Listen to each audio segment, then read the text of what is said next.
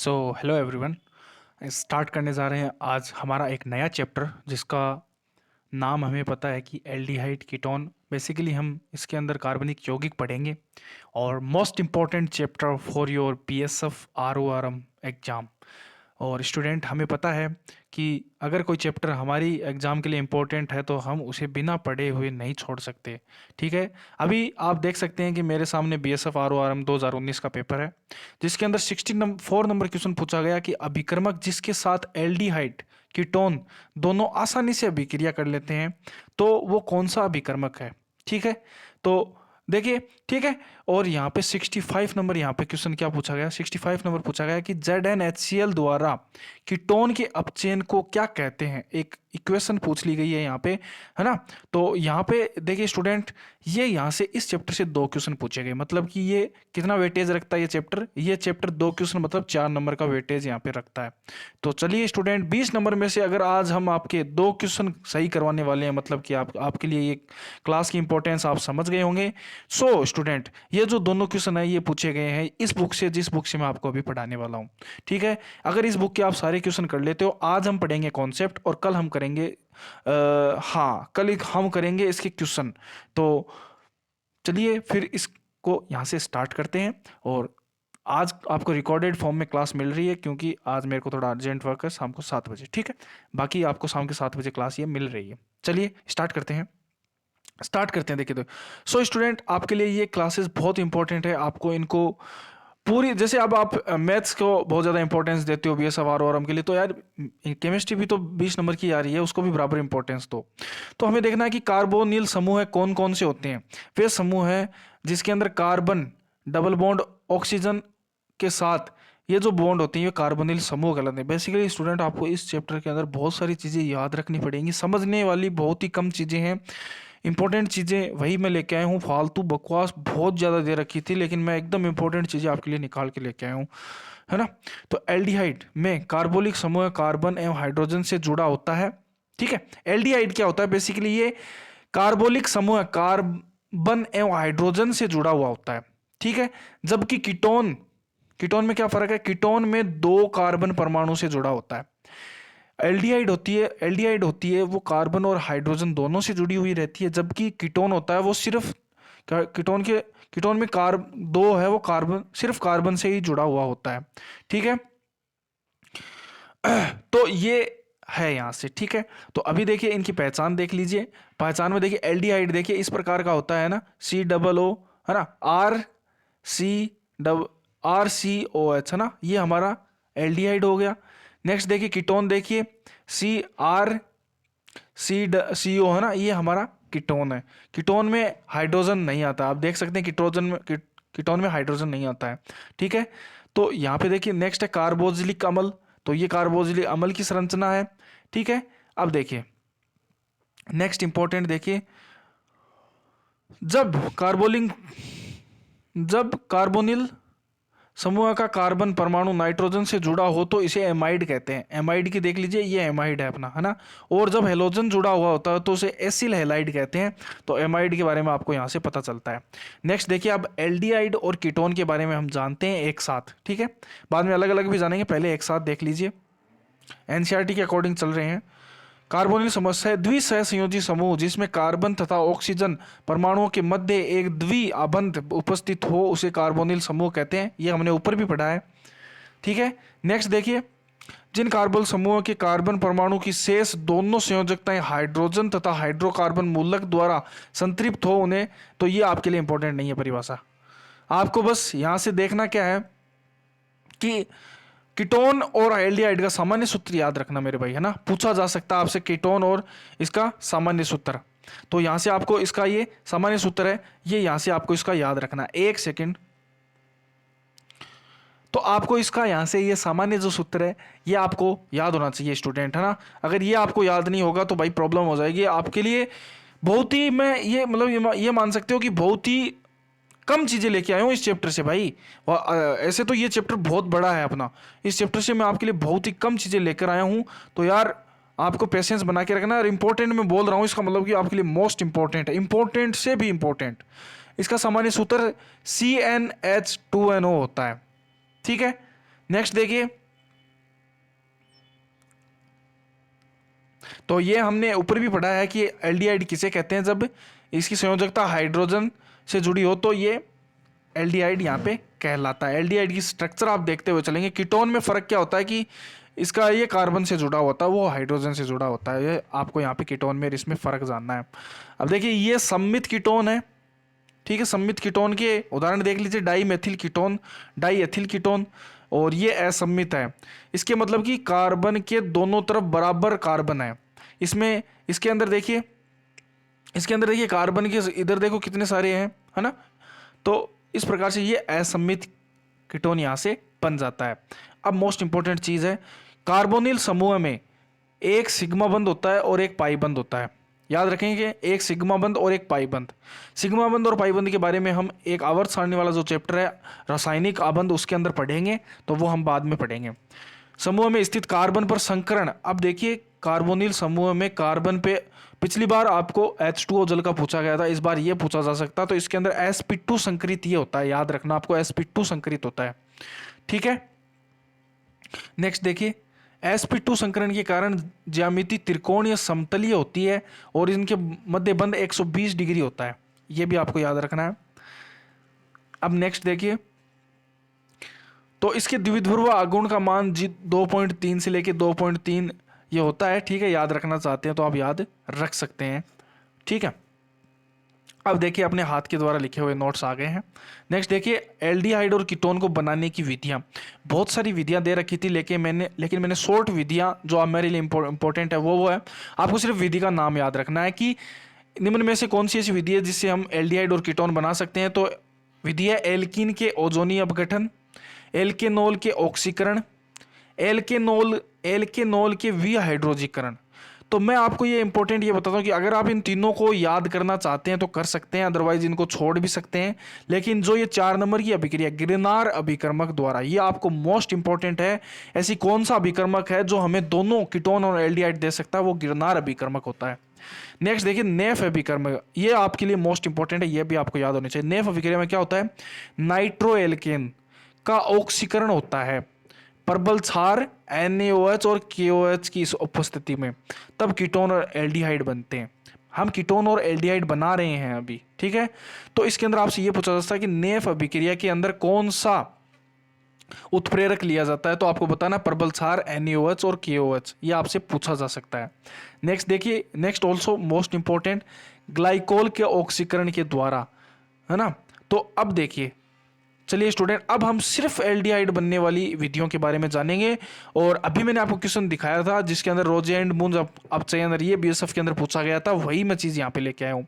तो रोजेन मुंड अपचयन क्या होता है, देखिए जाइलन माध्यम में, माध्यम कौन सा है, जाइलन में एसिडिक क्लोराइड का अपचयन अभिकर्मक मोस्ट इंपॉर्टेंट होता है किसी अभिक्रिया का, याद रखेंगे PD तथा BaSO4, ठीक है। इन्हें क्या बोलते हैं, पैलेडिनीकृत बेरिलियम सल्फाइड, इन दोनों को एक साथ पैलेडिनीकृत बेरिलियम सल्फाइड की उपस्थिति में करवाया जाता है तो एल्डिहाइड प्राप्त होता है, ठीक है।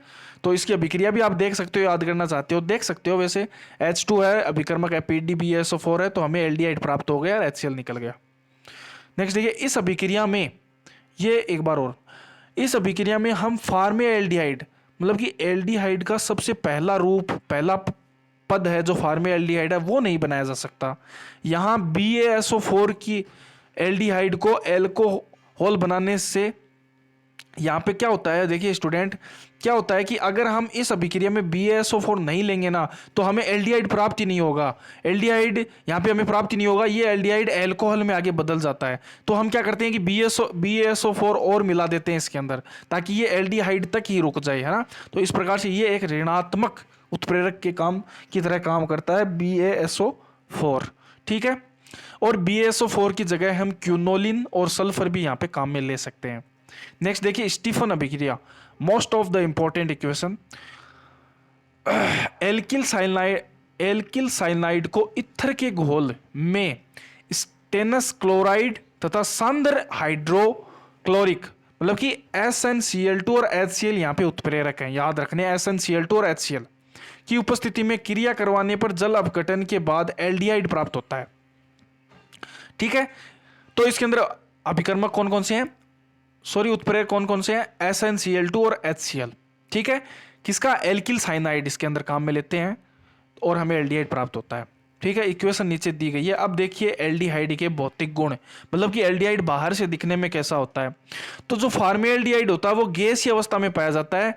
ठीक है, और C11 मतलब कि फॉर्मेल्डिहाइड में कार्बन 1 होगा, और ऐसे करके C11 तक ये सिर्फ गैस में पाया जाता है, बाकी C2 से लेके C11 तक द्रवों में पाए जाते हैं, और उसके बाद में ठीक है ठोस अवस्था में यहाँ पे पाए जाते हैं। नेक्स्ट देखिए विलेयता।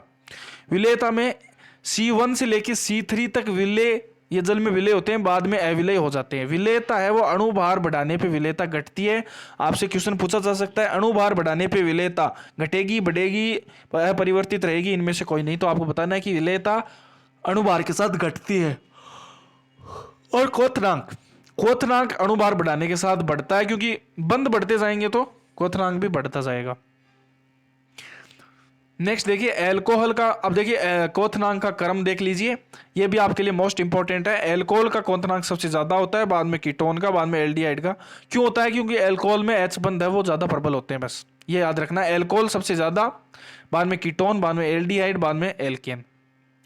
अब रासायनिक गुणधर्म, मतलब कि एल्डिहाइड से हम कौन कौन सी चीजें बना सकते हैं, मोस्ट इंपॉर्टेंट। सबसे पहले नाभिक स्नेही योगात्मक अभिक्रियाएं आएंगी, जिसके अंदर सबसे पहली देखिए कार्बनिक यौगिकों की अभिक्रियाशीलता। अभिक्रियाशीलता से क्वेश्चन आ सकता है। यह दो कारक पे निर्भर करती है, इलेक्ट्रॉनीय कारक। ठीक है, इलेक्ट्रॉनीय कारक देखिए, जिसमें सबसे पहला इलेक्ट्रॉनीय कारक देखिए, सबसे पहला असाखित एल्डिहाइड ज्यादा क्रियाशील होते हैं साखित की वजह से। ठीक है, ज्यादा क्रियाशील कौन से होते हैं, असाखित, जिसमें शाखाएं नहीं होती हैं। ठीक है, अब देखिए, और इसके अंदर यहाँ पे ये भी बताया मैंने कि एल्डिहाइड है वो कीटोन से ज्यादा क्रियाशील होता है, यह भी आपको ध्यान में रखना है। अब देखिए नेक्स्ट है ऑक्सीकरण अभिक्रिया। प्रमुख ऑक्सीकारक, प्रमुख ऑक्सीकारक के एग्जाम्पल हमेशा याद रखिए मेरे प्यारे स्टूडेंट्स, KMnO4 और K2Cr2O2, ब्रोमीन जल। ठीक है, ये हैं हमारे प्यारे प्रबल प्रमुख ऑक्सीकारक। नेक्स्ट देखिए एल्डिहाइड एक प्रबल अपचायक होता है। एल्डिहाइड क्या होता है, अपचायक होता है। यह सिर्फ अभिकर्मक और टोलेन अभिकर्मक, मतलब कि इसके मैं कितना इंपॉर्टेंट लगाऊं, मेरे को लगता है इस बार इस चैप्टर से यही क्वेश्चन आएगा। एल्डिहाइड एक प्रबल अपचायक होता है, यह सिर्फ अभिकर्मक और टोलेन अभिकर्मक। टोलेन अभिकर्मक का सूत्र देख लीजिए, AgNO3NH2OH का अपचयन कर देता है एल्डिहाइड। नेक्स्ट देखिए बेनेटिक विलियन, बेनेटिक विलियन से क्वेश्चन पूछा गया BSF। एल्डिहाइड के साथ गर्म करने पर Cu2O का लाल अवक्षेप देता है। ठीक है, तो आपसे पूछा जाता है निम्न में से कौन सा लाल अवक्षेप देता है, तो एल्डिहाइड बेनेटिक विलियन के साथ गर्म करने पर Cu2O का लाल अवक्षेप देता है। अब देखिए अपचयन अभिक्रियाएं, तो क्लीमेंसन अपचयन पढ़ाया था ना मैंने अभी, सॉरी BSF के पेपर में आया ना क्लीमेंसन अपचयन, आया है। देखिए एल्केनो का अपचयन जिंक अम्लगम तथा सांद्र HCl से कराने पर कीटोन CH2 में परिवर्तित हो जाता है, मतलब कि ये कीटोन के लिए है, कीटोन का अपचयन हो रहा है इसके अंदर। किसका अपचयन हो रहा है, कीटोन का। किसकी उपस्थिति में हो रहा है, अम्लगम, सांद्र H, मतलब जिंक अम्लगम और सांद्र HCl की उपस्थिति में। और एल्केनेल उपयुक्त अभिक्रिया, मतलब कि एल्केनेल के का हम क्लीमेंसन अपचयन नहीं कर सकते, तो ये छोटा सा। अब देखिए बेंजीएल्डिहाइड सांद्र HCl से अक्रिय होने के कारण यह अभिक्रिया देता है। नेक्स्ट देखिए वेल्फर किस्नर अपचयन, यह भी इस बार इंपॉर्टेंट बन जाता है। एल्केनोन, एल्केनोन की अभिक्रिया हाइड्रोजीन से कर हाइड्रोजोन बनाते हैं तथा हाइड्रोजोन सोडियम एथोक्साइड से क्रिया करके एल्केन बनाते हैं। यही होता है हमारा वोल्फ किस्नर अपचयन। दो पद में ये अभिक्रिया समाप्त होती है। यदि हाइड्रोजन सोडियम एथोक्साइड के साथ स्थान पर ग्लाइकोल से क्रिया करे तो इसे मिनलोन अपचयन कहा जाता है। भाई याद रखना पड़ेगा, ये चीजें आपको याद होनी चाहिए थोड़ी थोड़ी। मतलब कि जब हमारा ये जो हाइड्रोजीन है, सॉरी हाइड्रोजोन है, ये सोडियम एथोक्साइड से जब क्रिया करता है तो ये वोल्फ किस्नर अभिक्रिया कहलाती है।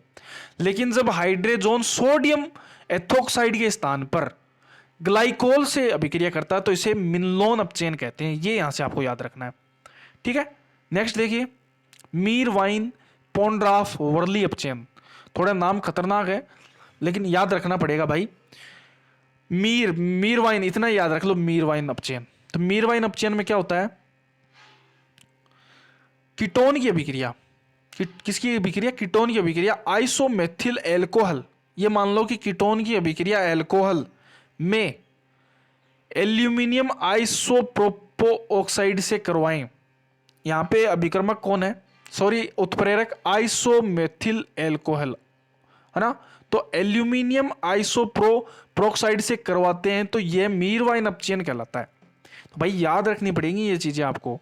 अब मोस्ट इंपॉर्टेंट पिनेकोल, पिनेकोल कैसे प्राप्त करते हैं, पिनेकोल अपचयन देखिए कीटोन से होता है। सबसे पहले तो कीटोन का मैग्नीशियम अम्लगम MgHg के साथ अपचयन कराने पर हमें पिनेकोल प्राप्त होता है। इजी है, याद रखना पड़ेगा।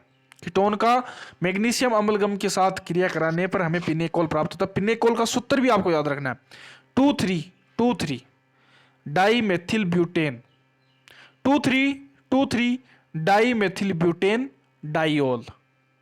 ठीक है, थोड़ा बड़ा सूत्र है, एक दो बार पढ़ेंगे तो याद हो जाएगा। नेक्स्ट देखिए, पेरा एल्डिहाइड का उपयोग मृदु निद्राकारक, इसके अभी उपयोग आ गए हैं। तो पेरी एल्डिहाइड का उपयोग हम निद्राकारी के रूप में करते हैं। मेटा एल्डिहाइड का उपयोग ईंधन के रूप में किया जाता है।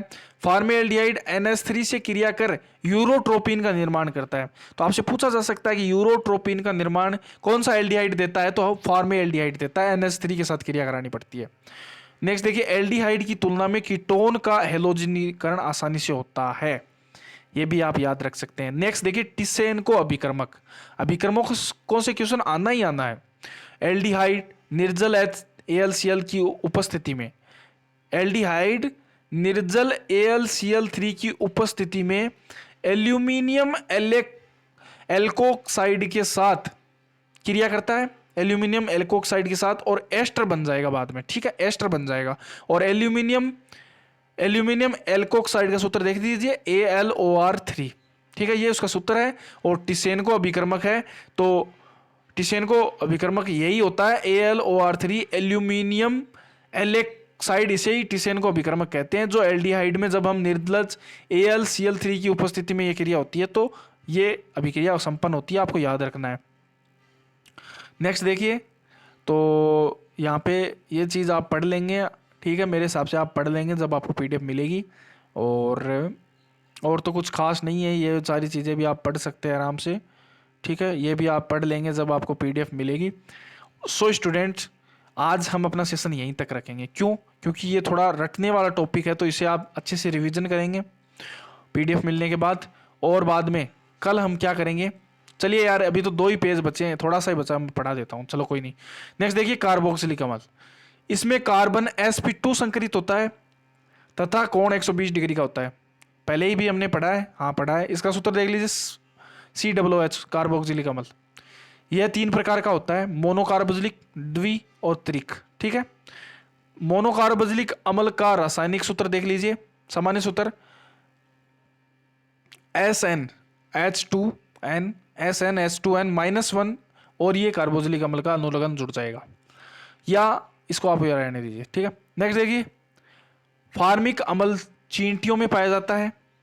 ठीक है, एसिटिक अम्ल सिरका में पाया जाता है, ब्यूटेनिक अम्ल मक्खन में पाया जाता है, प्रोपेनियम अम्ल वसा में पाया जाता है, और बेलेरिक अम्ल वेलरिन के अंदर पाया जाता है। ठीक है, यहाँ से आपको ये इसके स्रोत हैं, तो ये हम यहाँ से याद रख सकते हैं कि फार्मिक अम्ल चींटियों में पाया जाता है, एसिटिक अम्ल सिरका में पाया जाता है, ब्यूटेनिक अम्ल मक्खन में पाया जाता है, प्रोपेनिक अम्ल वसा में पाया जाता है, और वेलरिक अम्ल वेलरिन में ही पाया जाता है। ठीक है, नेक्स्ट देखिए, हेल बेलार्ड जेलेंस की अभिक्रिया, कल क्वेश्चन लाऊंगा तो यहां से पूछूंगा आपसे।